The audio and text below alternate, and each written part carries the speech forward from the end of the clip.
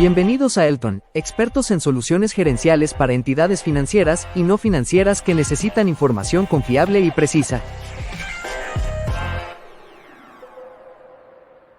Ofrecemos servicios innovadores en desarrollo de software para la administración de riesgos y gestión gerencial, dados por infraestructura tecnológica de vanguardia, todo bajo la modalidad de software como servicio en la nube. Somos una empresa innovadora en constante investigación, con la misión clara de ser el aliado estratégico que necesitan las entidades financieras y no financieras, proporcionándoles información fidedigna, confiable y en el momento justo. Con nuestro software, generamos reportes y balances gerenciales que permiten a nuestros clientes tomar decisiones estratégicas, rápidas y bien fundamentadas. Nuestro objetivo es facilitar a nuestros clientes la administración de riesgos y la gestión gerencial, proporcionando soluciones tecnológicas que fortalezcan sus operaciones y aseguren su éxito. En Elton, mantenemos un sistema de gestión integrado basado en estándares ISO, asegurando productos y servicios de alta calidad para cumplir con los más altos requisitos normativos y de control. Nos enorgullece ser parte fundamental del proceso de transformación digital, ayudando a nuestros clientes a adaptarse y prosperar en un mundo cada vez más digitalizado. Gracias por elegir Elton, tu socio estratégico en la gestión y el éxito empresarial.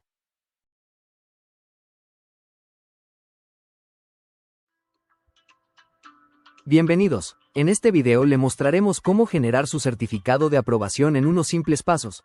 Una vez que haya finalizado el evento, recibirá un correo en la dirección de email proporcionada. Este correo contendrá las instrucciones para acceder a la Academia Elton, donde encontrará el curso asociado. El curso incluye material de apoyo, normativa relevante, evaluación de conocimientos, encuesta de satisfacción y generación del certificado de aprobación. En el correo, verá el enlace de acceso al curso y su nombre de usuario. Al hacer clic en el enlace, el sistema le pedirá que inicie sesión. Si es la primera vez que ingresa a la academia o no recuerda su contraseña, haga clic en Olvidé mi contraseña, ingrese su correo o nombre de usuario registrado. Recibirá un enlace de recuperación en su correo. Al acceder a ese enlace, podrá establecer una nueva contraseña. Una vez configurada, inicie sesión con su usuario y nueva contraseña. Dentro del curso encontrará la sección de contenido con videos, libros digitales y normativa de referencia. La sección de evaluación de conocimientos, la cual deberá completar para obtener el certificado. Recuerde, tiene 2 intentos para rendir la evaluación, y necesita alcanzar una calificación mínima de 6 sobre 10 para aprobar. Antes de generar su certificado, le pedimos completar una encuesta de satisfacción que le tomará 3 minutos. Es obligatorio completar esta encuesta y aprobar la evaluación para poder descargar su certificado. Una vez completada la encuesta y la evaluación, podrá descargar su certificado directamente desde la academia. Además, el certificado se enviará automáticamente al correo registrado.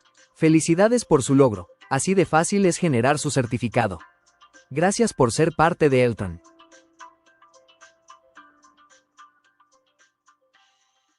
El lavado de activos es un mecanismo a través del cual se oculta o disimula el verdadero origen del dinero que proviene de actividades ilegales para vincularlo como legítimo. El lavado de activos representa una amenaza significativa para la estabilidad económica, social y política de los pueblos. De allí la importancia de que las entidades financieras cuenten con una herramienta o sistema que les permita tener las alertas de información necesarias que permitan minimizar el riesgo.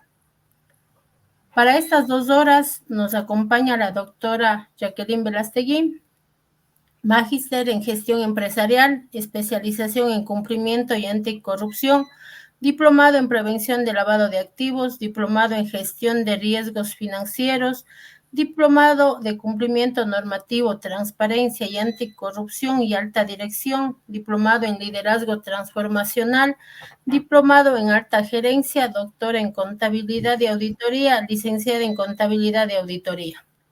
Experta en prevención de lavado de activos, sistema de gestión antisoborno y especialista en delitos financieros con más de 1.500 horas de certificación nacionales e internacionales. La modalidad será la misma. La doctora Jacqueline irá respondiendo a las preguntas o consultas durante la presentación y al finalizar también tendremos tiempo para absolver consultas. El día de mañana les estaremos enviando el link de la presentación con el material de apoyo y el link para que rindan la prueba. Pido, por favor, que den la prueba para que puedan tener el certificado de aprobación y cumplir con la resolución 2024-001. Las pruebas son realmente fáciles y hacen referencia a lo que hoy se va a aprender en el webinar. Si tienen alguna consulta o duda, por favor, con toda la confianza nos llaman. Ahora, sin más demora, quiero dar paso a la doctora y darle la bienvenida. Doctora Jacqueline. Muy buenas tardes. Buenas tardes con todos. Muchísimas gracias. Primero, agradecida, ¿no?, con la empresa Elton por haberme dado la oportunidad de esta tarde poder compartir los conocimientos que hemos ido adquiriendo durante el paso del tiempo. Para mí es un orgullo poder dirigirme ante la audiencia. Tengo entendido de que están varios oficiales de cumplimiento de diferentes cooperativas de ahorro y crédito de acá del país. Como Dolores había indicado, pues soy de formación auditora. Tengo 27 años de experiencia en el sistema financiero y he pasado por diferentes áreas comerciales, áreas operativas, áreas de control. Y pues ahora estamos en la unidad de cumplimiento. Realmente nuestra unidad de cumplimiento es un área muy estratégica. Tenemos que conocer de toda la institución, saber toda la institución cómo está manejándose y nosotros poder aplicar nuestros conocimientos, nuestros controles a todas las unidades o gerencias en las cooperativas. Como decía, pues es un gusto. Me siento muy grata de poder compartir en esta tarde los conocimientos con ustedes. Siendo así, pues muchísimas gracias y pasaríamos a revisar, como lo habíamos indicado, el tema de hoy es la prevención del lavado de activos y financiamiento de delitos en las entidades de la economía, en las entidades financieras de la economía popular y solidaria.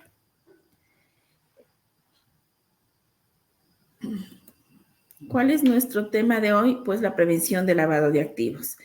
La agenda, como ustedes conocen, pues el día de hoy vamos a ver lo que es la normativa, las diferencias entre lavado de activos y financiamiento de delitos, elementos y procesos de la prevención del lavado de activos, importancia del gobierno corporativo, las funciones y responsabilidades del Consejo de Administración y Vigilancia y las sanciones. Siendo así, pues iniciamos, ¿no? ¿Cuál es nuestra normativa? Pues el objetivo de hoy es revisar, analizar e interpretar la norma para la prevención, detección y erradicación del delito de lavado de activos y del financiamiento de delitos en las entidades financieras de la economía popular y solidaria, como decíamos. Esto con el propósito de reforzar las tareas preventivas, detectivas y de monitoreo en las cooperativas de ahorro y crédito. Nosotros, dentro de lo que es prevención de lavado de activos, tenemos la normativa tanto nacional como internacional. Nuestra normativa nacional se basa en la normativa internacional.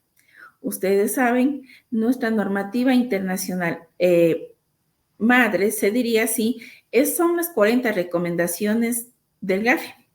Pues el GAFI es el organismo que controla a lo que es América Latina y el Caribe. Y tenemos también los convenios y tratados internacionales suscritos y ratificados por el gobierno ecuatoriano. Tenemos las declaraciones de los principios del Comité de Basilea, que vienen a ser nuestra normativa internacional. Y nuestra normativa nacional, en cuanto a lo que es prevención de lavado de activos, diríamos que tenemos dentro del Código Orgánico Monetario y Financiero, es en la norma madre en donde dice que las instituciones del sistema financiero deben tener su normativa en prevención de lavado de activos. Tenemos el Código Orgánico Integral Penal, en la cual se establecen las sanciones a las cuales nosotros estamos expuestos al incumplir la normativa en prevención de lavado de activos. Así también tenemos la Ley Orgánica de Prevención, Ley Orgánica y el Reglamento, la Ley Orgánica de Prevención, Detección y Erradicación del Delito de Lavado de Activos y del Financiamiento de Delitos.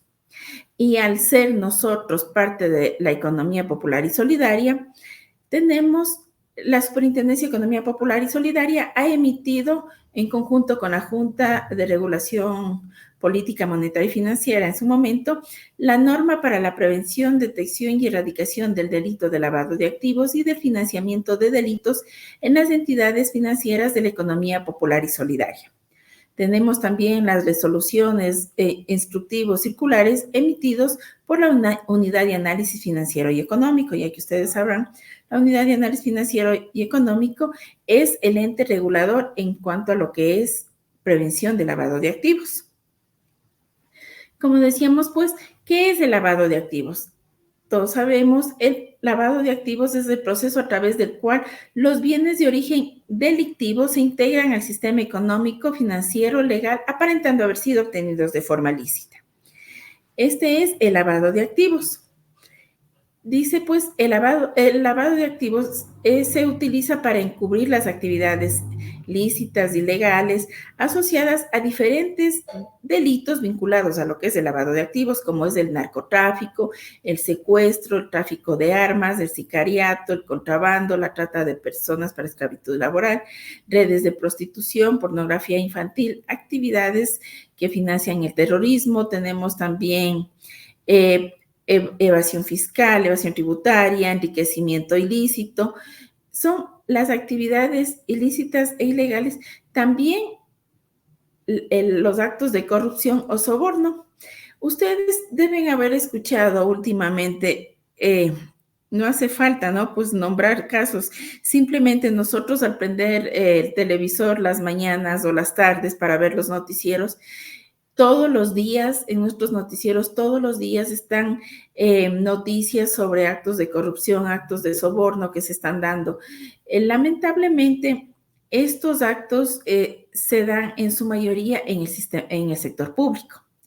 Sin embargo, para que se den estos actos, estamos tanto el sector público como el sector privado de la mano, ya que el acto no es solamente de un lado, ¿no? Sino de los dos lados. Quien pide o quien recibe y quien da o quien ofrece. Entonces, ahí hablamos de sector público, sector privado, que están vinculados en los actos de corrupción. Como decíamos, tenemos varios delitos que son vinculados al lavado de activos. Hasta hace algunos años atrás se decía que el lavado de activos proveía única y exclusivamente del narcotráfico. Se hablaba incluso hasta antes de la pandemia que entre el 80 y 90% del lavado de activos provenía del dinero del narcotráfico. Sin embargo, a partir de la pandemia salió mucho estos temas de soborno, de corrupción, y no solamente en nuestro país. Hemos escuchado muchos casos en nuestros países vecinos.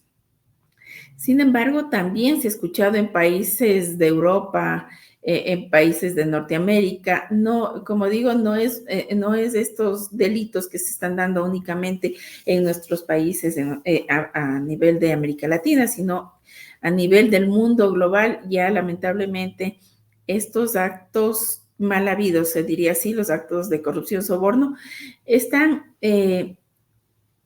introduciéndose, se diría, en los sectores tanto público como privado. Y pues, ¿dónde nace el origen del lavado de activos? Normativamente nace en el año de 1920. Sin embargo, dicen que el lavado de activos nació mucho más atrás. Se habla que entre los años de 1580 y los años de 1880 ya se daban actos como el lavado de activos. ¿Y cómo se daba? Se habla de que entre los corsarios y los piratas se dio ya estos delitos, ya que controlaban el mar y el comercio internacional. Deseaban también el poder político. Los reyes tuvieron que ceder espacios para que estos piratas no cometan los ataques. Hablamos de que en los países de Europa, Asia, viajaban las embarcaciones con mercadería y los piratas secuestraban los barcos y pedían dinero a cambio de devolver las embarcaciones que venían con mercaderías, ¿no? Entonces, en esos años se dice que ya se cometían actos de lavado de activos. Sin embargo, también se dice que mucho más atrás, cuando hablamos de la de las épocas antiguas en las que cobraban impuestos a las personas que tenían ciertos negocios o ciertas actividades, ya les cobraban sus impuestos. Ahí también se dice que ya se cometían estos actos de lavado de activos. Pero como decíamos, normativamente el lavado de activos nace en el año de 1920 en los Estados Unidos. ¿Y por qué nace esto? Pues porque los famosos de la mafia, Al Capone y Tutti Capi, italianos, ellos vendían el alcohol ilegal en los Estados Unidos. En los Estados Unidos era prohibida la venta de alcohol, entonces ellos de alguna manera ilícita e ilegal vendían y tenían grandes cantidades por las ventas del alcohol y también por extorsión o secuestros, prostitución que se daba, pero ellos no podían manejar su dinero dentro del sistema financiero. Entonces, ¿qué fue lo que hicieron? En los años de 1920, en Nueva York, abren lavanderías, como son las lavanderías que nosotros tenemos ya acá también en nuestro país. Las lavanderías donde uno va, lleva su ropa, lava y paga un valor por ese servicio del uso de la lavandería. Entonces, por eso es que nace esto con el nombre de lavado de activos, lavado de dinero, blanqueo de capitales, blanqueo de dinero, blanqueo de activos. Hay varios términos que se le da al lavado de activos. Y también tenemos el financiamiento de delitos como el terrorismo. En nuestra normativa dice que se refiere a la recaudación de dinero para realizar actos ilícitos, como el terrorismo, el sabotaje, subversión o cualquier acto ilegal que perjudique a la comunidad. ¿Cuándo nace la normativa en prevención del lavado de activos? Pues nace a partir del ataque a las Torres Gemelas en los Estados Unidos. Este acto se dio el 11 de septiembre del 2001. Todos ustedes recordarán el atentado que hubo hacia las Torres Gemelas por personas que pertenecían a estas células terroristas del Medio Oriente. Sin embargo, se ha hablado y se ha dicho, ¿no?, que nuestro país no tiene relación con el financiamiento de terrorismo, y fue por eso que se le puso incluso financiamiento de delitos como el terrorismo. Pero miren, justo en esta semana salió en una publicación aquí en el Ecuador este artículo, esta noticia, que yo por eso la creí pertinente ponerla aquí, porque es de hace 2 o 3 días atrás, no es mucho, que decía que Israel denuncia presencia de Hezbollah e iraníes en América. Y tenemos en nuestros países vecinos, Bolivia, Venezuela, que son nuestros países vecinos acá. Entonces, no podemos nosotros decir que el Ecuador no está en riesgo de este delito, ¿no?, de financiamiento de terrorismo, ya que quienes realizan estas actividades delictivas, pues son generalmente las personas que están vinculadas a estas células terroristas de Medio Oriente, en su mayoría. Ahí es donde han nacido estas células terroristas. Sin embargo, hay muchas personas alrededor del mundo que comparten esa misma ideología y de alguna manera se ven vinculados con estas células. Podemos ver acá un cuadro sobre las diferencias entre el lavado de activos y el financiamiento del terrorismo.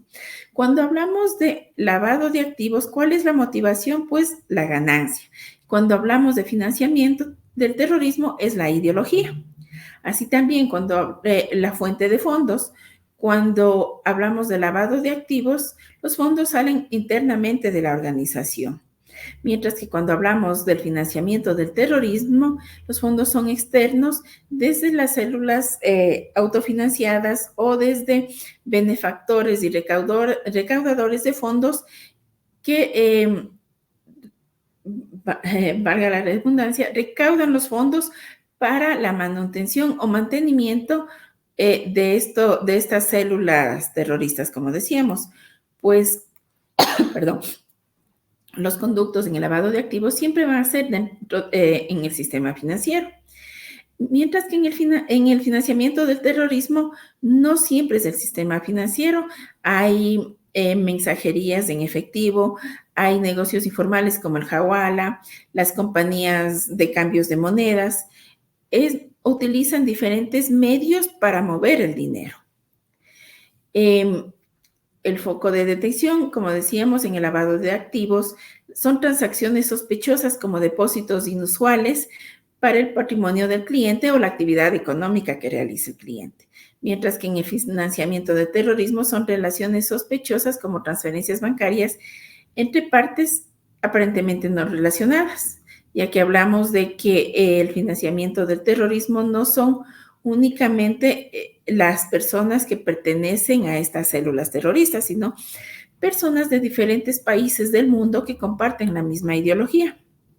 Entonces, no siempre van a estar relacionados. Y si hablamos de los montos de dinero en el lavado de activos, obviamente hablamos de cantidades de dinero súper altas, cantidades que por eso se les dificulta a ellos introducirlos a la economía formal, ¿no? Y utilizan varias técnicas, varios métodos para lograr dar la legitimidad al dinero ilícito. Mientras que en el financiamiento del terrorismo, las cantidades de dinero que se manejan son cantidades pequeñas. Generalmente están bajo el umbral del control de los entes de control. Por ejemplo, cuando se dio el caso de las Torres Gemelas en los Estados Unidos, los bancos no detectaron estas transacciones, ya que las transacciones, ninguna de las personas que estuvieron involucradas en el acto terrorista en el año 2001, recibió más del umbral, que son los $10,000.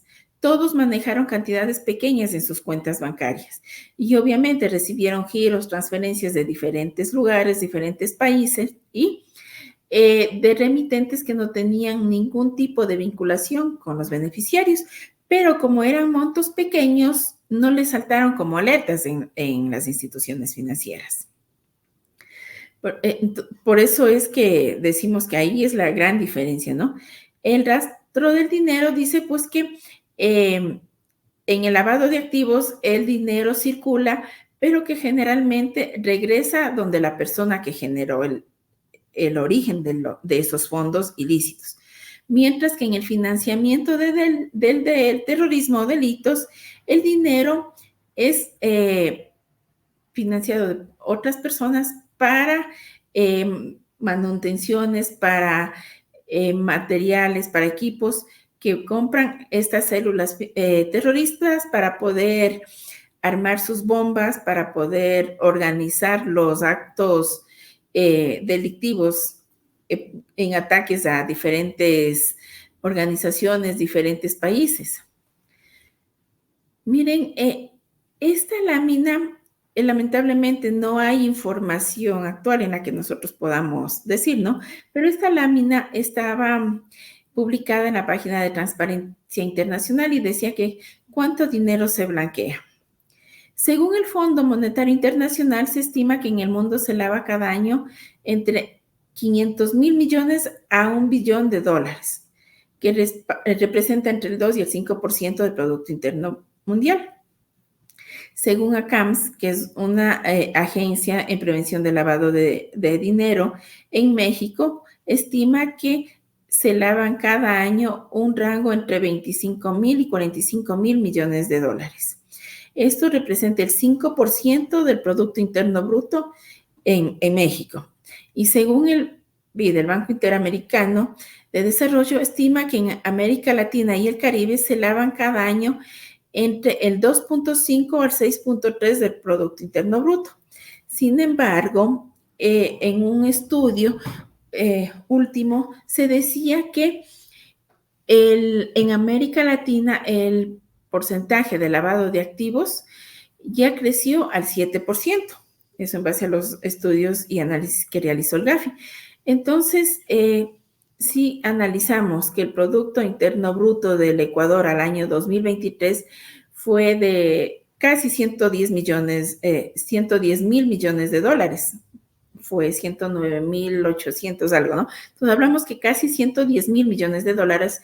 Podríamos decir que en el Ecuador aproximadamente se lavó entre 7.7 mil millones de dólares provenientes de lavado de activos. Estos valores serían introducidos de manera ilegal en la economía del país. Ustedes habrán escuchado que, bueno, más bien dicho, hasta hace unos años atrás, todos decíamos que el Ecuador no era un país en el que lavaban activos, sino era un país considerado de paso. Sin embargo, esto ya no es así, ya que en nuestro país se ha visto ya plantaciones de droga, se ha visto ya laboratorios en los cuales procesan, exportan ya la droga. Entonces, nuestro país ya no es solamente un país de paso. Ya nuestro país, lamentablemente, también ha caído parte de este delito ya del narcotráfico. Entonces, en nuestro país llega obviamente este dinero desde los carteles, las células, especialmente vinculadas a lo que es el narcotráfico. Y al estar el Ecuador en un lugar estratégico entre los mayores productores de coca en el mundo, como sabemos, los mayores productores de coca en el mundo son Perú y Bolivia.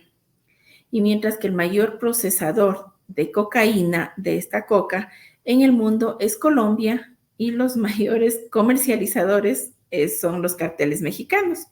Entonces, obviamente, en algún momento, pues tiene que pasar esa coca desde Bolivia al Perú hacia Colombia para que la procesen.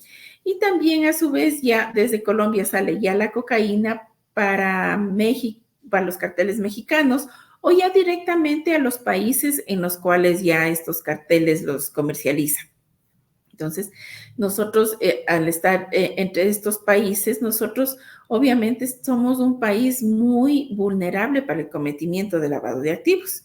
Tenemos un riesgo bastante alto y es por eso que nuestros entes de control han implementado y han robustecido, se diría, la normativa en prevención de lavado de activos y cada vez nos están exigiendo a nosotros más controles, más monitoreos, metodologías, matrices, todo. Ya nos están, como decían, pues nos están ya haciendo exigencias mucho mayores, porque nuestro país lamentablemente es muy riesgoso en cuanto a lo que es la vinculación de lavado de activos. Tenemos acá un mapa sobre el nivel de vulnerabilidad frente al lavado de activos en los países de América Latina. Nosotros aquí podemos ver, por ejemplo, Bolivia tiene un valor bastante alto y nosotros estamos en un nivel intermedio, se diríamos, ¿no? Dice que según este análisis también, este estudio que está dentro de lo que es Transparencia Internacional, dice que el 7% del Producto Interno Bruto es proveniente de lavado de activos y a nivel de América Latina se habla de 400,000 millones por este delito. Tenemos, miren, acá hay también otro estudio que se realizó en el cual habla sobre la distribución de los carteles en el mundo.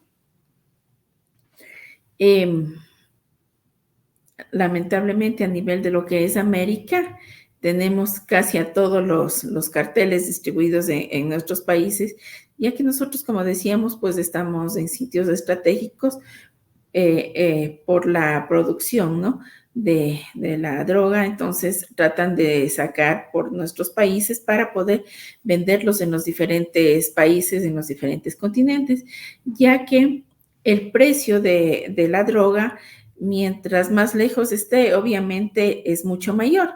Si hablamos nosotros más o menos del valor del gramo, en cuanto a lo que es Colombia, se dice que un gramo está entre los 5 o 6 dólares más o menos, mientras que si esta droga llega a los Estados Unidos, el gramo está más o menos como a $1,200 Y si llegan a Europa o Asia, obviamente el kilo de cocaína llega a pasar los $150,000. Entonces, por eso es que incluso nosotros vemos que estos carteles reclutan a personas y lamentablemente estos carteles se encargan de investigar, de estudiar bien a las personas más vulnerables. ¿Quiénes son los más vulnerables? Pues aquellos que están atravesando por una crisis económica, se diría, o alguna crisis en la que ellos necesitan dinero. Entonces, obviamente, les contratan y los manejan como mulas, como se los llama, como mulas, para que ellos vayan llevando la droga a los países. Y como decía, mientras más lejos llegue, obviamente el valor es mucho mayor. Así también, en lo que es el lavado de activos, también estas organizaciones se dedican a reclutar a personas necesitadas, se puede decir, a personas que están en una situación vulnerable. Hace pocos años, no estoy muy clara si fue en pandemia o un poquito antes de pandemia, yo recuerdo que hubo una organización de estas que visitó a un pueblo que estaba en frontera en nuestro país, a una población de gente humilde en nuestro país. ¿Y qué fue lo que hicieron? Fue, les pagaban entre $20 y $50 para que estas personas vayan y abran cuentas en instituciones financieras y soliciten las tarjetas de débito.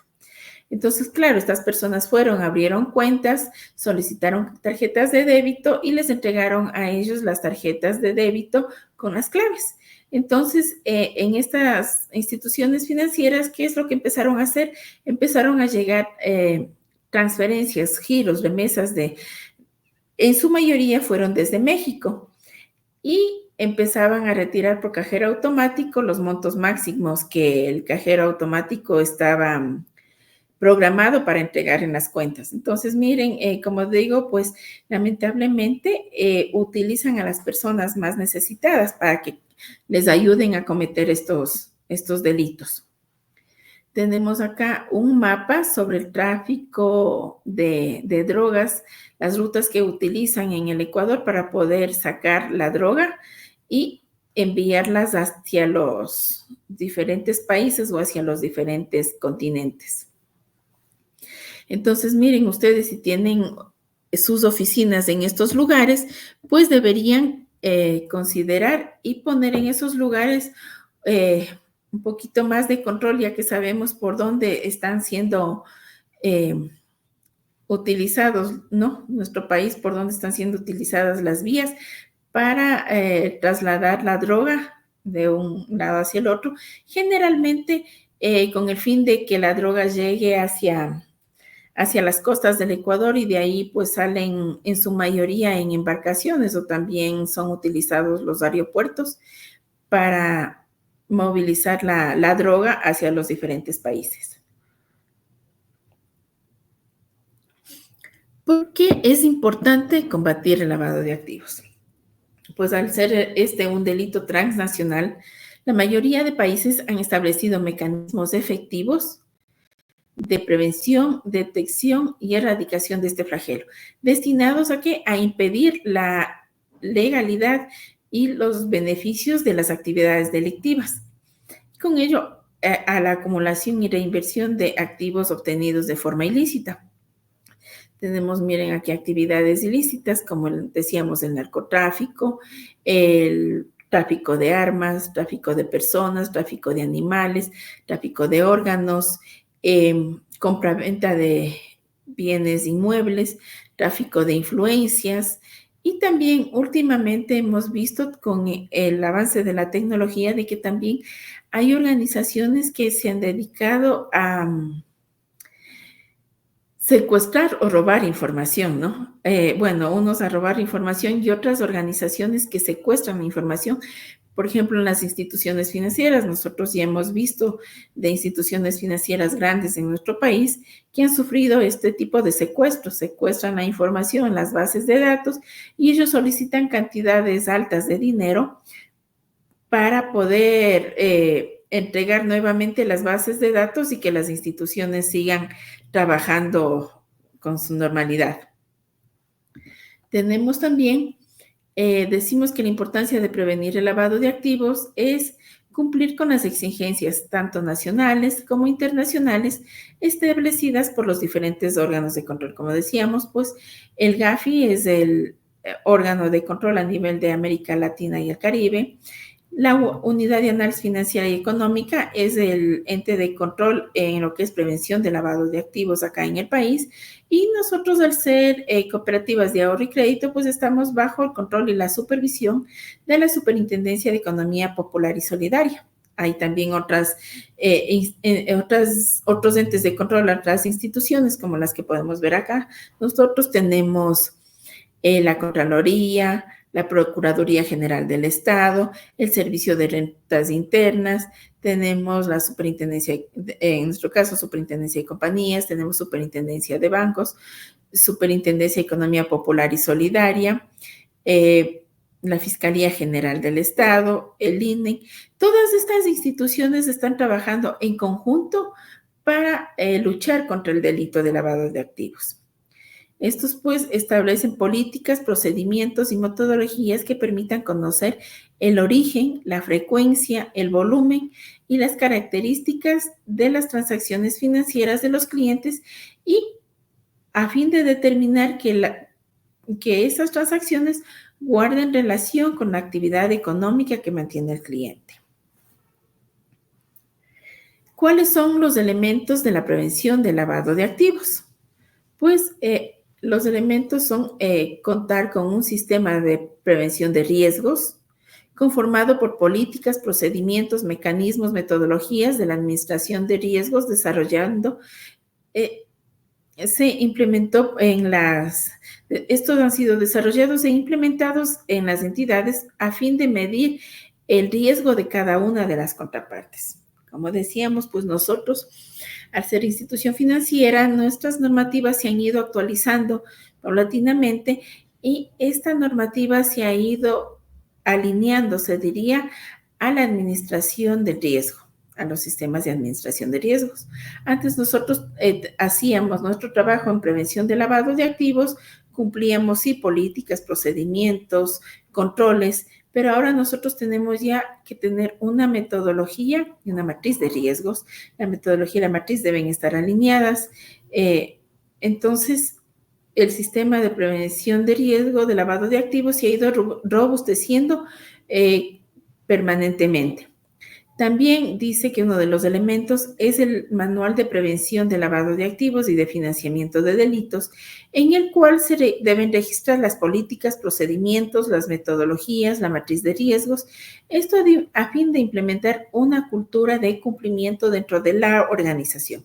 Va muy de la mano con el Código de Ética, el cual promueve la práctica de reglas de buena conducta y normas de ética institucional. También las últimas regulaciones hablan sobre la actualización en la estructura organizacional. Dice que la estructura de las entidades deben contar como mínimo con una unidad para lo que es la prevención del riesgo de lavado de activos y financiamiento de delitos.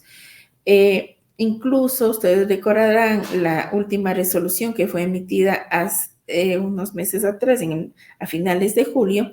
En esta resolución se hace una nueva actualización, se diría, en la que establece que el oficial de cumplimiento debe estar jerárquicamente dentro de la estructura de la organización al mismo nivel que el auditor interno y el responsable del área de riesgos, siendo áreas de apoyo y para la organización, y estas reportan directamente a los consejos. Entonces, se le empoderó a la gestión de prevención de lavado de activos, a la gestión de cumplimiento dentro de las instituciones.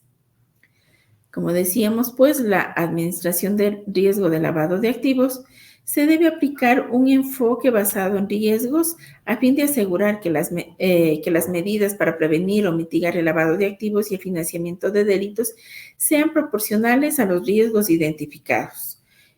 Al hablar de la administración del riesgo de lavado de activos, nos establece la normativa que nosotros debemos tener en matrices levantados e identificados los riesgos para las diferentes contrapartes de las cooperativas en este caso. Y dice, pues, ¿cuál es el cumplimiento normativo que tenemos que tener dentro de la unidad de cumplimiento? Pues, en las actualizaciones últimas nos han establecido que debemos tener la unidad de cumplimiento, un plan de trabajo que incluyan todos los requerimientos normativos. Debemos tener un manual de prevención de lavado de activos y financiamiento de delitos. Este debe ser desarrollado en base a la guía que fue emitida por el ente de control. En este se debe establecer las políticas, procedimientos que van a ser adoptados en base a la naturaleza de la cooperativa y a la capacidad de la unidad de cumplimiento. Habla también que debemos tener una herramienta tecnológica. Dice que debe ser adquirida según el presupuesto, adaptabilidad al que la entidad genera, y en este debes tener una data confiable. En esto también nos está diciendo que se debe incluir el tratamiento para conocimiento y monitoreo de los PEPs. ¿Quiénes son? Sabemos, son las personas políticas expuestamente. A estos clientes o contrapartes que se vinculen a la institución, se los debe mantener en monitoreo permanente desde el inicio de la relación contractual o comercial, mediante el control en las listas de control, mediante monitoreo, listas de control. Habla también que debemos tener metodologías y matrices de riesgos, esto con un enfoque técnico, y deben estar relacionadas tanto la metodología como la matriz de riesgos. Constituirse en base a la naturaleza, deben ser constituidas en base, pues, a la naturaleza de la cooperativa, ya que, como sabemos, tenemos 5 segmentos para lo que son las cooperativas de ahorro y crédito. La normativa ha establecido, ¿no?, que cuanto a lo que son los segmentos 1, 2 y 3, prácticamente la normativa que manejamos es muy similar, es la misma normativa, mientras que para los segmentos 4 y 5, al ser segmentos más pequeños, obviamente tiene un capital más pequeño, y también diríamos que hablamos de un número de servidores más corto. Entonces, en los segmentos 4 y 5, la normativa ha venido a ser un poco más accesible, se diría, para que se cumpla con los diferentes elementos de la norma, pero de alguna manera compartida. Por dar un ejemplo, para los segmentos 1, 2 y 3, dice que las cooperativas deben contar con una unidad de cumplimiento, en la cual debe estar el oficial de cumplimiento titular, el suplente a tiempo completo, y dependiendo del tamaño de la organización, exige también ya una estructura interna dentro de lo que es la unidad de cumplimiento. Mientras que para los segmentos 4 y 5, habla de que debe tener un oficial de cumplimiento titular a tiempo completo, y que el oficial de cumplimiento suplente puede ser a medio tiempo o compartir áreas que no tengan conflicto de intereses, se diría, ¿no?, entre sus actividades. Es decir, por ejemplo, no puede ser un oficial de captaciones el oficial de cumplimiento suplente, ya que sería juez y parte. Entonces,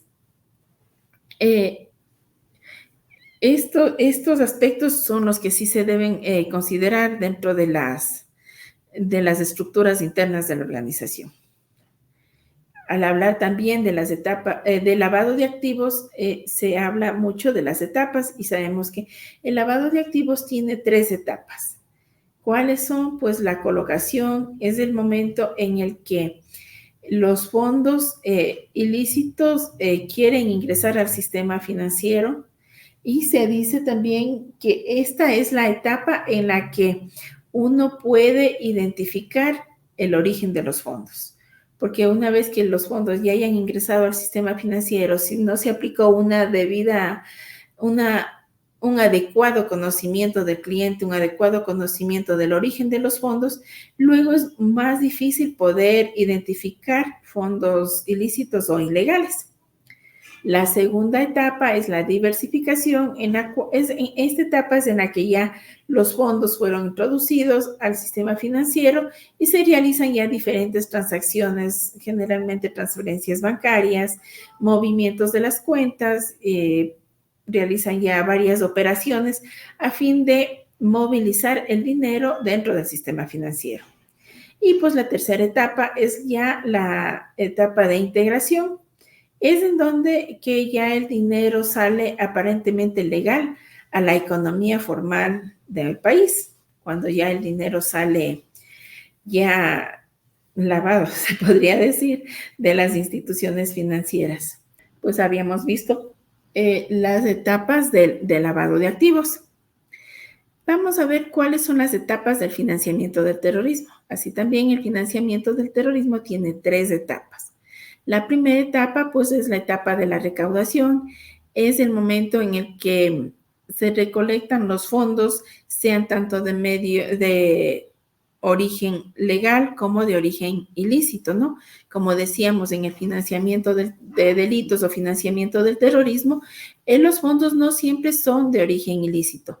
Pueden ser también de origen o naturaleza lícita, ya que decíamos que existen personas que trabajan de manera formal, pero comparten la ideología de los grupos terroristas, entonces apoyan de alguna manera, y estos fondos, como decíamos, pues son de origen lícito, entonces pueden ser fondos lícitos como ilícitos. Es la etapa de la recaudación.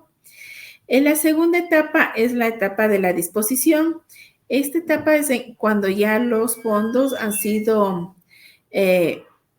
transferidos, han tenido ya su movimiento, tanto de una cuenta a otra cuenta, ya han llegado a los grupos terroristas ya para sus gastos. Entonces es la etapa de la disposición en la que ya tuvieron un movimiento, ya fueron trasladados. Y la tercera etapa es la etapa de la utilización. Esta etapa es la etapa en la que los fondos son utilizados, ya sea para manutención de estas células terroristas, o sean utilizados para la compra y construcción de bombas, para la compra de armamento, para ya utilizarlos en algún atentado terrorista. Es la etapa de la utilización. El proceso de prevención del lavado de activos, pues en el proceso se habla de las políticas o contrapartes dentro de lo que es el sistema de prevención del lavado de activos. Saben, tenemos 5 políticas o contrapartes. Hablamos de la política de oro, como se la dice, la política conozca a su cliente, ya que ¿de dónde provienen los fondos para las instituciones financieras? Pues provienen de los clientes. Entonces, esta es la política la más vulnerable, la política que nosotros debemos aplicarla todos los días en todas nuestras actividades, ¿no? Tenemos también la política conozca a su empleado, que es también muy importante. Básicamente las 5 políticas son muy importantes en la organización. La política conozca a su mercado, la política conozca a su proveedor, la política conozca a su corresponsal. También hay señales de alertas en las diferentes políticas, ¿no? Por citar ejemplos aquí dentro de lo que es la conozca a su cliente, se dice, por ejemplo, señales de alerta en cuanto al comportamiento del cliente, en cuanto a la actividad económica y el perfil del cliente, las operaciones de compra y venta en el mercado, los montos, frecuencia y volumen de las transacciones, administración de las inversiones, las operaciones en efectivo, operaciones innovadoras y complejas. Como decíamos, pues la política conozca a su cliente. Esta política se encuentra íntimamente relacionada con la lucha contra el lavado de activos.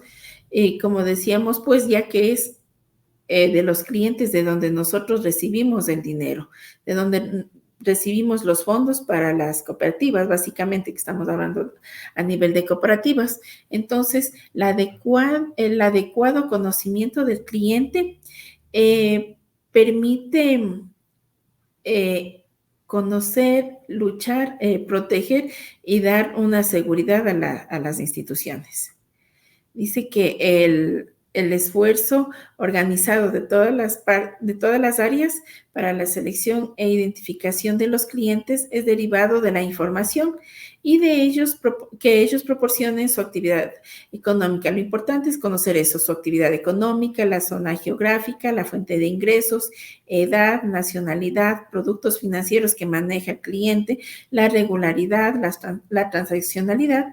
Esto con la finalidad de que permita la detección de transacciones que en un futuro puedan resultar como inusuales a fin de poder analizarlas y determinar si realmente estas transacciones recaen como sospechosas al lavado de activos y de ser positivas, pues estas transacciones serán reportadas al ente de control como operaciones sospechosas.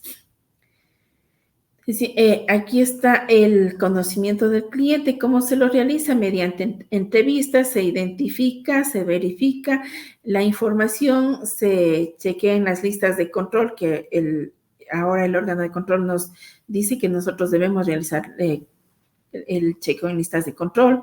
Se realiza cruces de información con balances en cuanto a lo que es valores activos, pasivos, ingresos, gastos, verificación de la identidad mediante verificaciones de firmas, verificaciones en las plataformas electrónicas a las que tiene acceso las cooperativas. Toda esta información, obviamente, también las obtenemos mediante las entrevistas.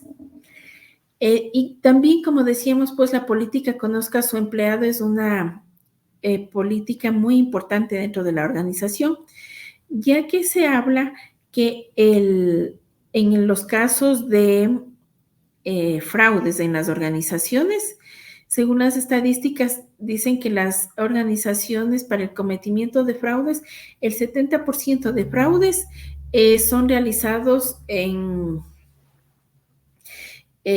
con participación de empleados de la misma organización, sea de manera voluntaria o involuntaria. ¿Quién es el responsable del adecuado conocimiento, la adecuada aplicación de las políticas y procedimientos a la contraparte conozca a su empleado? Pues, las áreas de talento humano o recursos humanos. Estas áreas deben tener sus políticas y procedimientos debidamente diseñadas dentro del manual, las metodologías, para lo que es los procesos de reclutamiento, de selección de personal, sean personas nuevas o temporales. Deben existir también procedimientos de monitoreo, procedimientos de revisión y análisis de comportamiento, su estilo de nivel de vida, su variación patrimonial. Entonces, esta información debe ser analizada permanentemente por las áreas, como decía, de talento humano o recursos humanos, y estas áreas deben informar a la unidad de cumplimiento la existencia o no de inusualidades. Como decíamos, pues, lamentablemente los fraudes van de la mano con personas internas de la institución, con empleados, y ahí se habla mucho de lo que es el triángulo del fraude, que dice que pues para darse un fraude es cuando se une la necesidad, la oportunidad y la racionalización. Entonces, cuando estas tres necesidades se unen, pues se da el cometimiento de un acto de fraude dentro de una organización, y por eso se debe implementar políticas y procedimientos para el adecuado conocimiento y monitoreo de los empleados. También tenemos la política conozca a su proveedor. Las instituciones deben tener dentro de su sistema, dentro de su manual, deben tener políticas, procedimientos, metodologías para los proveedores. Deben tener levantados también los riesgos a los que los proveedores están expuestos. Y dice también una de las actualizaciones normativas que cuál es el área responsable del conocimiento y monitoreo a los proveedores, pues las áreas que son las responsabilidades de compras o adquisiciones. Son ellos quienes están en contacto con los proveedores y son ellos quienes deben tener el adecuado conocimiento. Obviamente la unidad de cumplimiento, dependiendo de la vulnerabilidad y el nivel de riesgo que estos proveedores tengan, se puede solicitar también procedimientos de debida diligencia. Hay que tener en cuenta algo también que es muy importante, algo nuevo en la norma. Ustedes recordarán que la unidad de análisis financiero y económico en estos últimos meses ha emitido una normativa en la que dice que también los proveedores deben ser revisados que cumplan con la normativa en prevención de lavado de activos. Es decir, si nosotros vamos a contratar a un proveedor que sea considerado como sujeto obligado ante la UAFE, uno de los requisitos para el proceso de contratación debe ser el certificado de cumplimiento emitido por la UAFE. Obviamente no todos los proveedores tienen este certificado. Sin embargo, como les decía, tenemos que conocer la actividad económica, ¿no?, del proveedor y saber si es que es un sujeto obligado. En ese caso es obligatorio solicitar el certificado de cumplimiento de la UAFE. Por ejemplo, se me ocurre, ustedes van a construir una nueva agencia y van a contratar a una constructora para que la constructora sea la que se encarga de la construcción de la nueva agencia. Entonces vamos a contratar como proveedor a una constructora. La constructora es considerada como sujeto obligado. Entonces, dentro de los requisitos, además de los documentos que pedimos, copia del RUC, estados de resultados, declaración del impuesto a la renta, identificación del representante legal, el detalle de los accionistas. También nosotros debemos solicitar a ellos el certificado de cumplimiento ante la UAFE. O, digamos, vamos a comprar un auto nuevo para el uso de la cooperativa.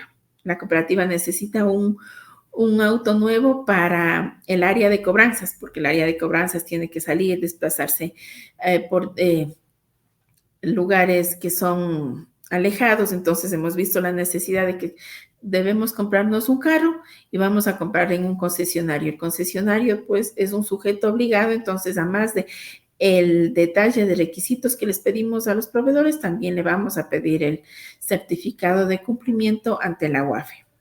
Eso, por favor, tomen muy en cuenta y considérenlo dentro de lo que es el checklist, ¿no?, de requisitos que tienen los proveedores. También vamos a pedir el certificado para aquellos que son sujetos obligados y están obligados a reportar ante la UAFE. La política conozca su mercado, pues esta política nos facilita el conocer y monitorear las actividades o características en las cuales se mueven nuestros clientes. Es decir, vamos a conocer nuestros socios. A nivel de cooperativas tenemos socios. Pues yo quiero saber, yo estoy soy una cooperativa que estoy ubicada en el Austro, por dar un ejemplo. En el Austro hay muchos artesanos que se dedican a lo que es la joyería.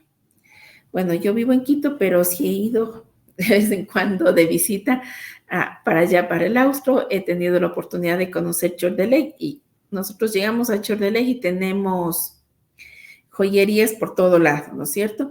Entonces, como yo digo, en todo lugar hay una joyería que es la más conocida, la que tiene mayor movimiento, la más grande y todo eso. Y hay también otras joyerías que las manejan de manera artesanal, son más pequeñas, sus inventarios son mucho más pequeños. Entonces, si yo tengo a estas dos joyerías como clientes míos, yo voy a saber, a ver, la joyería más grande tiene un movimiento de su cuenta de, digamos, un promedio de 5,000 a 10,000 mensuales. Y la joyería pequeña tiene un promedio entre 2,000, 3,000 dólares mensuales, tal vez 5,000, pongámosle. Pero si de pronto vemos que la joyería pequeña empieza y viene y me empieza a depositar cantidades altas frecuentemente, entonces me va a llamar mucho la atención y yo voy a realizar ahí sí un adecuado conocimiento de mi cliente. Posiblemente tengo que actualizar la información porque de pronto se me ocurre que esa joyería hizo una asociación. Yo he visto también, tuve la oportunidad de ver ahora en las redes sociales que hay muchos jóvenes del Austro que han estudiado esta parte de diseño, no sé cómo se llama bien, no estoy muy clara para decirles, pero diseño en joyería, y ellos están contratando a artesanos de los sectores, ¿no? Artesanos de la zona, y les hacen producir sus joyas obviamente bajo ciertos parámetros. La entrevista que yo pude ver era que estaban impulsando y dándole mucha publicidad a las joyas hechas con esta técnica de filigrana, por decirlo. Entonces están trabajando, se asociaron y obviamente su movimiento es mayor. Entonces posiblemente no fue algo inusual e injustificado. Ya le hicimos una visita, hicimos una actualización y vimos que efectivamente creció su movimiento económico. ¿Pero por qué? Porque obviamente se vinculó, se asoció con otra empresa mucho más grande. O también, para nadie es oculto de que también, si hablamos de organizaciones delictivas, también se dedican a comprar lo que es el oro, porque es mucho más fácil movilizar oro que una maleta de billetes, ¿no es cierto? Entonces, si tienen que ir posiblemente de un país a otro país, hacer sus pagos o algo, de pronto pactan y dicen yo te pago en oro. El oro, obviamente, sabemos de que si lo guardan puede estar años guardado, que no sufre daños. No es lo mismo que una bóveda de billetes. Sabemos que con el tiempo esto se va deteriorando, se dañan los billetes. Ya después de unos años posiblemente ya no pueden utilizarlo. Entonces, hay muchas características que se pueden dar dentro de lo que son las actividades. Además, también algo muy importante que hay que tomar en cuenta es de que hay ciertas actividades económicas que son muy vulnerables para el cometimiento del lavado de activos. Entonces, estas actividades son a las que nosotros debemos ponerles mayor control y mayor monitoreo, como decíamos, ¿no? Con la política Conozca a su corresponsal, pues obviamente sabemos que para poder tener una relación de corresponsalía con una organización, con una entidad, obviamente esta entidad debe tener un permiso del órgano de control. Entonces, no es que nosotros queremos firmar un convenio de corresponsalía con cualquier institución y lo vamos a firmar. El corresponsal es una institución que ofrece los mismos productos o servicios de la otra institución en un lugar que no existe presencia física de la otra. Por ejemplo, muchos hemos visto estas oficinas de Servipagos o los bancos del barrio que ahora encontramos en todos los barrios, ¿no es cierto? Los bancos de barrio, bancos Mi Vecino, ellos son, por ejemplo, corresponsales y ellos tienen, como decía, un permiso del ente de control para poder actuar como corresponsal. Entonces, deben tener indispensablemente esta autorización para que ellos puedan actuar como corresponsales. Este es uno de los documentos mínimos como requisitos. Las señales de alerta, como habíamos hablado, hemos venido viendo, decimos que las señales de alerta nos muestran los comportamientos particulares de los clientes y las situaciones atípicas que presentan las operaciones que pueden encubrir operaciones de lavado de activos. Hay que tener en cuenta que no todas las operaciones que presentan comportamientos atípicos e inusuales son operaciones ilegales. Por tal razón, el hecho de identificar una señal de alerta no significa que la operación deba ser reportada de manera inmediata al ente de control como una operación sospechosa.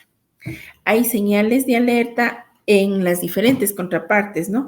Hay señales de alerta para clientes, señales de alerta en empleados, señales de alerta en proveedores, en señales de alerta incluso en el mercado, como decíamos cuando analizamos el mercado. Señales de alerta en cuanto a lo que es corresponsales. Entonces, nosotros debemos tener levantadas las señales de alerta para cada una de nuestras contrapartes en base a la naturaleza de mi cooperativa. En dónde estoy yo ubicado, qué servicios ofrezco yo y también cuáles son los riesgos a los que yo estaría expuesto. Entonces, tenemos que tener levantado las señales de alerta. Y algo muy importante es también que en el momento en que se capacite a los empleados de la cooperativa, se les diga ejemplos de las señales de alerta que podrían suceder para que también el personal que está en atención al cliente esté pendiente y tenga muy presente las señales de alerta para que en el caso de que en algún momento se les llegara a presentar una alerta de estas, sepa que esto posiblemente puede tratarse de un lavado de activos y se tomen las acciones pertinentes. Dentro de lo que es el lavado de activos también se habla mucho de lo que es las tipologías. ¿Qué son las tipologías? Pues las tipologías son técnicas o métodos utilizados por los grupos criminales para dar legalidad a los fondos, apariencia pues de legalidad a los fondos procedentes de actividades ilícitas o ilegales. Tenemos varias tipologías. Estas pueden ser consideradas como señales de alerta. Tenemos varias tipologías como la que siempre se ha utilizado y se la seguirá utilizando, el pitufeo, ¿no? Que es lo que yo les comentaba, el caso de la cooperativa que fue utilizada en Frontera, que fueron y pagaron a varias personas en este sector, les pagaron entre 20 y 50 dólares para que abran cuentas y todas estas cuentas recibieron transferencias del extranjero por cantidades pequeñas y se iban realizando los retiros por cajero automático. Por ejemplo, esos son pitufeos. Las empresas fachadas o empresas de papel que también utilizan empresas que físicamente no existen, pero mediante papeles existe la empresa, tiene movimientos, tiene sus balances, todos los documentos en regla, pero si vemos la empresa físicamente no hay. Se habla también de captaciones y colocaciones de recursos en Bitcoin no necesariamente Bitcoin, sino monedas electrónicas que últimamente se han dado mucho, incluso en nuestro país.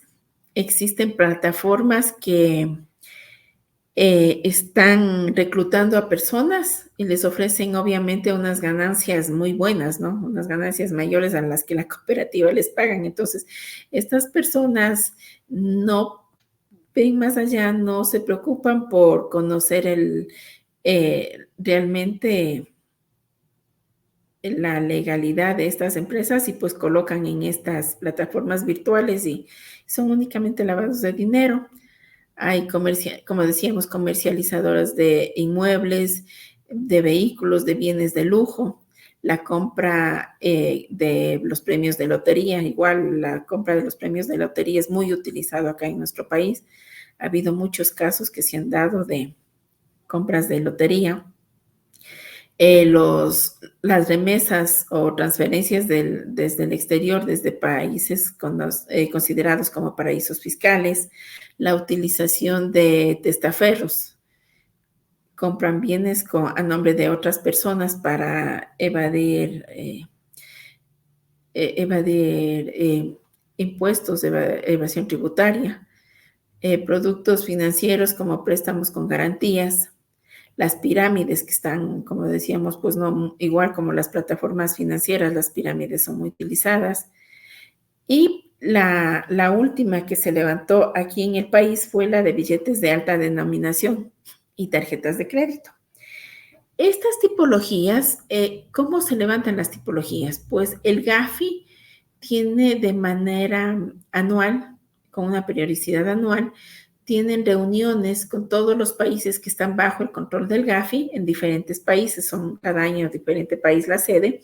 Entonces, ellos en su reunión anual van revisando cuáles han sido los métodos que van utilizando para lavar dinero.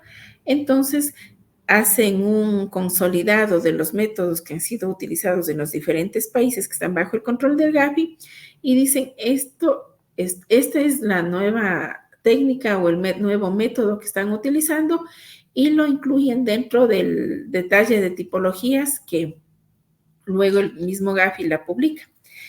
Miren, por ejemplo, esto fue algo que se dio acá en nuestro país, en la frontera norte, el uso de billetes de alta denominación. El Banco Central realizó un análisis, un estudio, ya que quien provee de dinero a todas las instituciones financieras, pues es el Banco Central. Pero el Banco Central dice que no importa billetes ni de 100 ni de 50 dólares. El Banco Central únicamente importa billetes de 5, 10 y 20 dólares.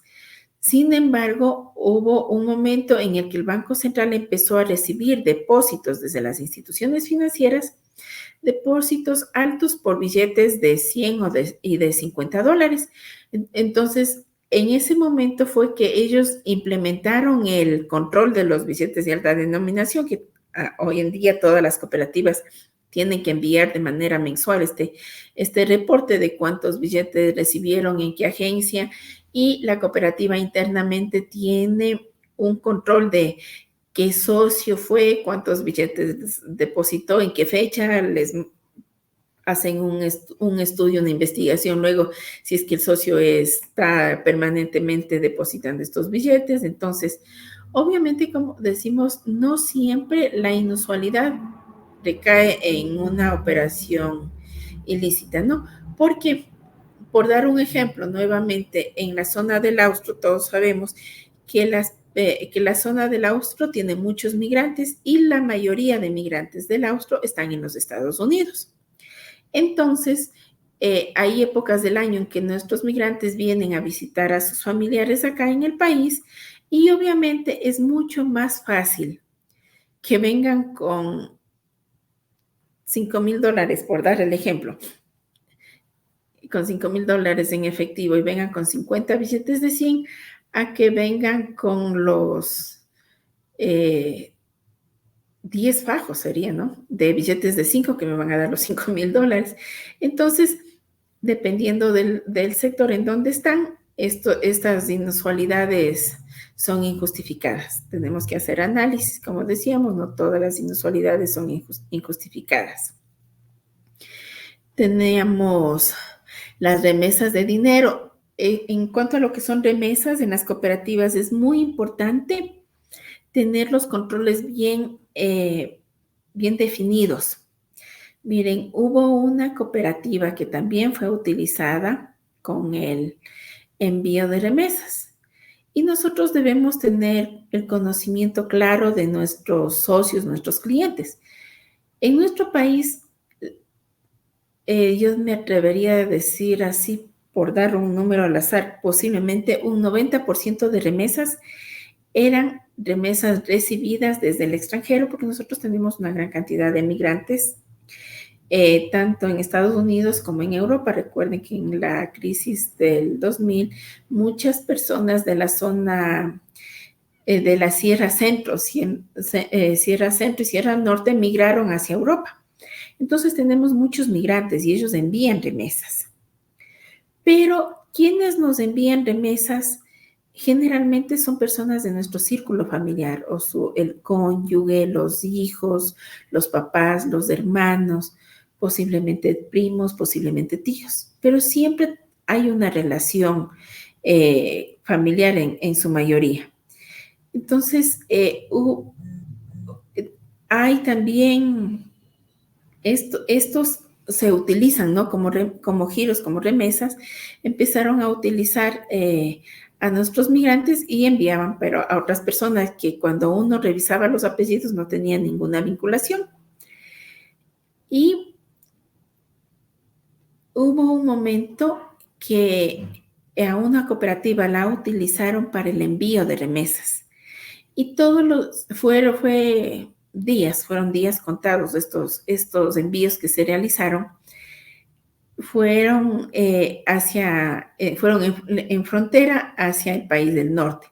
Entonces, ¿qué es lo que pasó? Claro, al día siguiente, cuando salieron los reportes, se dio cuenta de que empezaron a enviar un número alto de envíos por el mismo valor. Cuando se hizo la investigación, obviamente, la empresa remesadora tenía un límite máximo. Por darles un ejemplo, se podía enviar máximo $1,200. Entonces, las personas iban y enviaban $1,200 en nuestra frontera y se retiraba en la frontera del otro país. Eran en ciudades vecinas, se diría, ¿no?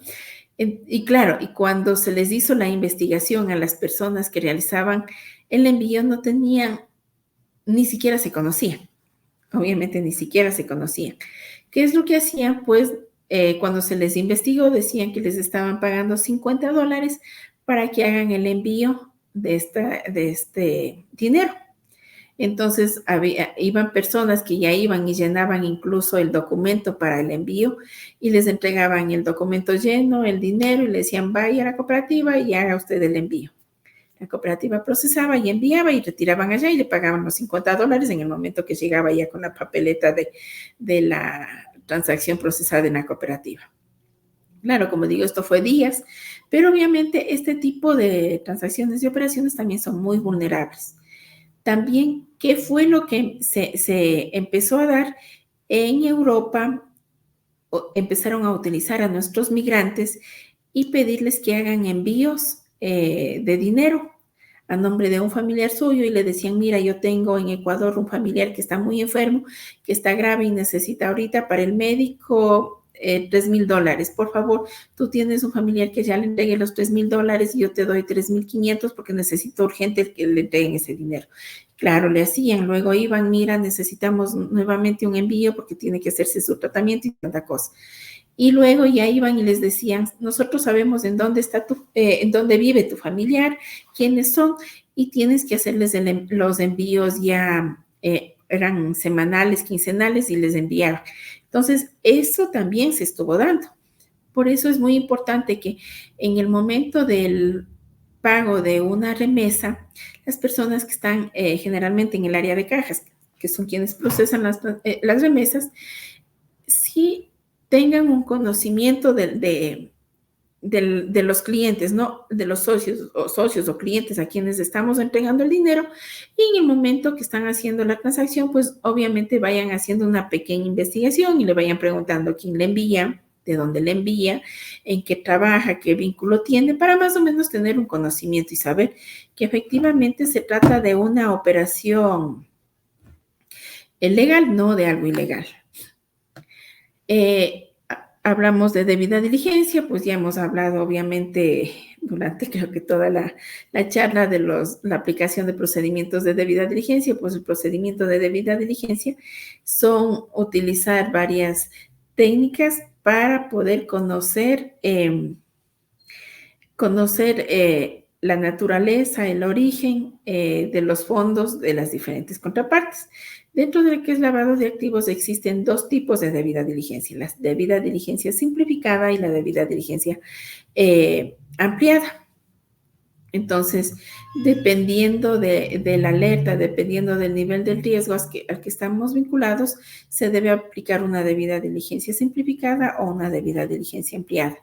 Por decir, si yo tengo la cuenta de ahorros de la empresa de agua potable y llega esta cuenta y me depositan, por dar un ejemplo, mensualmente me depositan sobre los $50,000 mensuales.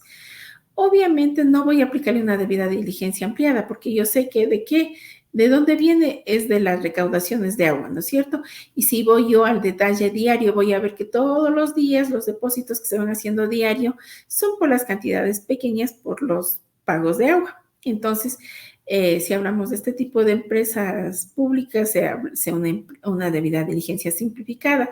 La norma también dice de que cuando nosotros realicemos transacciones entre instituciones financieras, también podemos aplicar una debida diligencia simplificada, ya que es una institución financiera que también cuenta con políticas, procedimientos, normativa en prevención del lavado de activos, tiene una unidad de cumplimiento, un oficial de cumplimiento que está haciendo el mismo trabajo.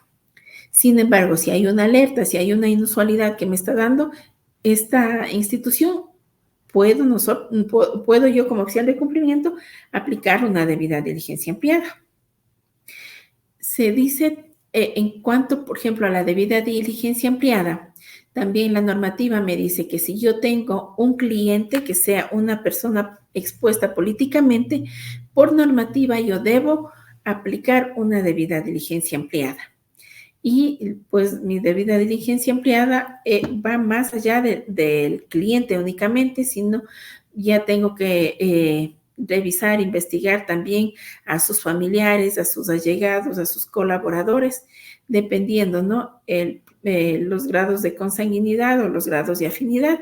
Y como decíamos, pues a sus colaboradores, a sus socios, si es que tienen negocios, a su negocio, obviamente si tienen negocio.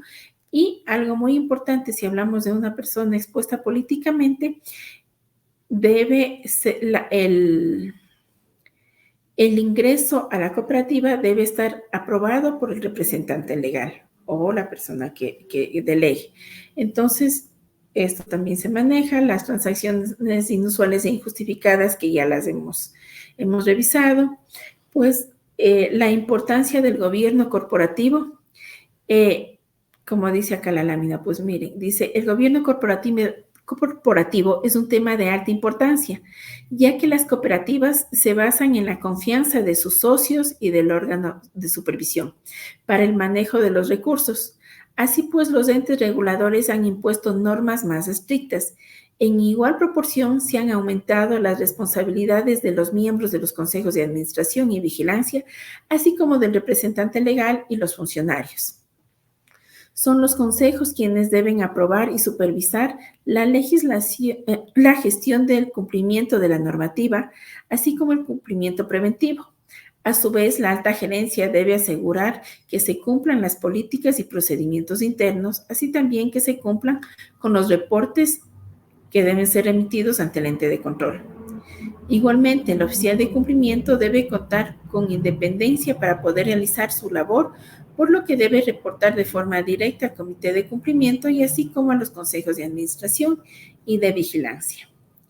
Tenemos las funciones y responsabilidades de los consejos. Aquí tenemos un histórico de la normativa en cuanto a las instituciones financieras de la economía popular y solidaria. Pues cuando nació la Superintendencia de Economía Popular y Solidaria, la primera norma que salió en prevención del lavado de activos fue la resolución número 011-2014-F. Posteriormente ha tenido sus reformas. Luego tuvimos la resolución número 637-F del 2020, que ha tenido también varias reformas. Una de las reformas ha sido la resolución número 655-F del 2021. Tuvimos posteriormente la resolución número 049-F del 2022 y ahora tuvimos una resolución emitida por la Superintendencia de Economía Popular y Solidaria en julio del 2024, que fue la 121. Como decíamos, pues en esta obviamente se repotencia el sistema de administración de riesgos en prevención de lavado de activos y también apoya en cuanto a lo que es la jerarquía del oficial de cumplimiento. Tenemos funciones establecidas tanto para el Consejo de Administración como para el Consejo de Vigilancia, y que decíamos, ¿no? Pues que obviamente la normativa tenemos normativa para lo que son las cooperativas de los segmentos 1, 2 y 3, y así también para las 4 y 5. Tanto el Consejo de Administración como el Consejo de Vigilancia están ya inmersos en lo que es la gestión de prevención del lavado de activos. A nivel general, se diría el Consejo de Administración es el que se encarga de aprobar todo lo que es la normativa, todo lo que es el manual, políticas, procedimientos, metodologías, matriz de riesgos, código de ética, aprobar el plan anual de trabajo, aprobar el informe anual de gestión del oficial de cumplimiento, mientras que el Consejo de Vigilancia es el que se encarga de velar que se cumpla con toda esta normativa, con este plan de trabajo, con estos informes de gestión del oficial de cumplimiento. Y el Consejo de Vigilancia tiene la potestad de nombrar o de remover al oficial de cumplimiento. Si hablamos de los riesgos asociados al lavado de activos, decimos que los riesgos asociados pueden ser el riesgo legal, el riesgo operacional, el riesgo de contagio y el riesgo reputacional. Son los riesgos que están vinculados a lo que es el lavado de activos. ¿Y qué posición debemos tener como cooperativa ante el riesgo? Dice que a la falta de controles, la exposición del riesgo es inaceptable. Cuando tenemos excesivos controles, la exposición de riesgo, pues obviamente sube los costos también, ¿no? Tenemos muchos. Y que debemos mantener controles adecuados para tener una eficiencia de los controles internos.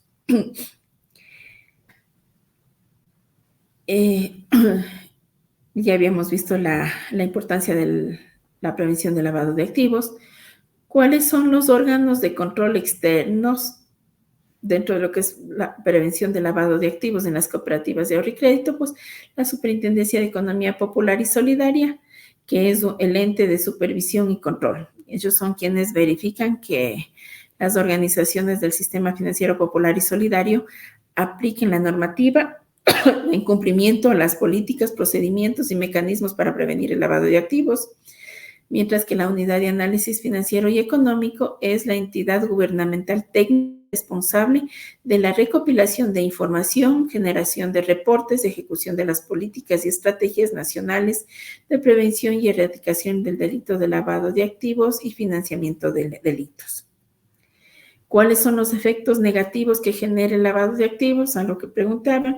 En cuanto a lo que es la parte social, es el desempleo, quiebras y liquidaciones de empresas, el crecimiento de la pobreza, los efectos inflacionarios, se incrementa la inseguridad y la violencia en el país. En cuanto a los aspectos económicos, pues la corrupción administrativa, el deterioro de la imagen interna ante el deterioro de la imagen del país a nivel internacional. Se deteriora la moral, la ética, aumenta el riesgo país y reputacional. En cuanto a los sectores financieros, pues la desconfianza del público, multas, sanciones, riesgos legales y la fuga de capitales. Las sanciones que se han impuesto dentro del Código Orgánico Integral Penal respecto al lavado de activos, si hablamos del delito de lavado de activos, pues las sanciones son las consideradas como muy graves. En cuanto a lo que es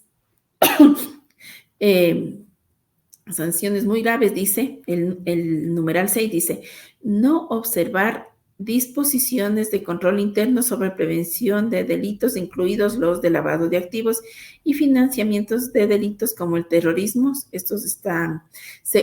Los delitos están en el artículo 244 del Código.